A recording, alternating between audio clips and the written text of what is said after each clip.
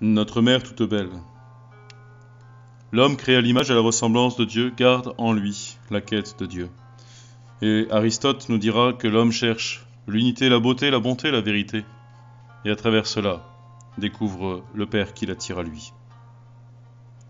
Indulgent pour ses propres faiblesses, l'homme se choque d'en trouver chez les autres, où il aimerait rencontrer la beauté sans ombre. Nul d'égal à ses yeux la femme qui lui a donné le jour, l'enveloppant de sa tendresse. Cependant, il se surprend parfois à rêver d'un amour transcendant, d'une mère idéale. Cette mère, le Sauveur nous l'a donnée, c'est la sienne. Il s'en est défait, pour ainsi dire, au calvaire, afin qu'elle soit davantage à nous. Plus belle que le lys royal, plus lumineuse que l'étoile du matin, radieuse comme le soleil levant. Elle éclaire nos obscurités, réjouit nos tristesses. Ses vertus parfaites, sa pureté plus qu'angélique, nous jettent dans le ravissement. Tota pulcra es Maria. Vous êtes toute belle, ô Marie. Vous êtes la gloire de Jérusalem. Vous êtes la joie d'Israël. Vous êtes l'honneur de votre peuple. L'amour que la Vierge bénie nous a voué parmi les souffrances et les larmes nous attire, nous captive, avec une douceur sans pareille. Et notre cœur alors est revêtu de tendresse et s'incline de plus en plus vers Dieu. Nous lui avons coûté cher à notre mère du ciel, plus cher qu'à nos mères de la terre. Le mystère de ces douleurs commence avec sa mission.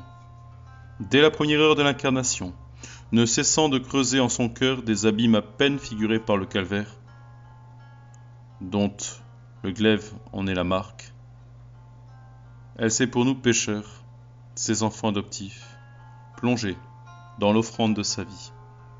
C'est pour nous qu'unie au Père Céleste, elle a sacrifié son unique, son premier. Ton fils sera roi, il régnera sur Israël. Femme, voici ton fils, fils, voici ta mère, lui a dit Jésus. Martyre de l'amour, elle devient, dans l'angoisse et par sa fécondité spirituelle, la mère de tous les élus. Et appelle un grand retour.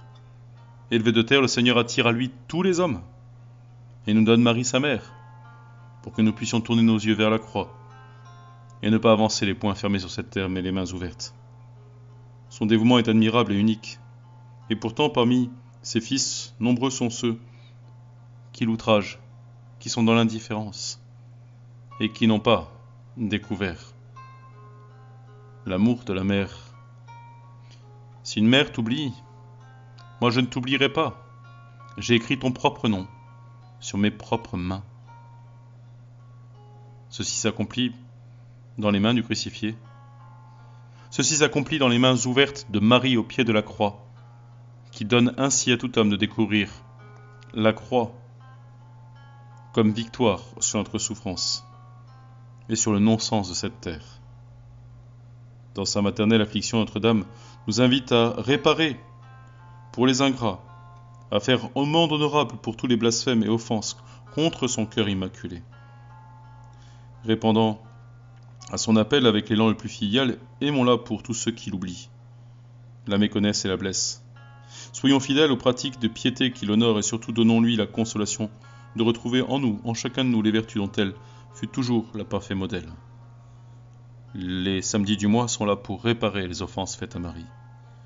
Redisons-lui souvent avec saint Bernard, ô Marie qui ravissez le cœur, est-ce que vous n'avez pas ravi le mien depuis longtemps? Il vous aime, il est à vous, sans réserve, et pour toujours.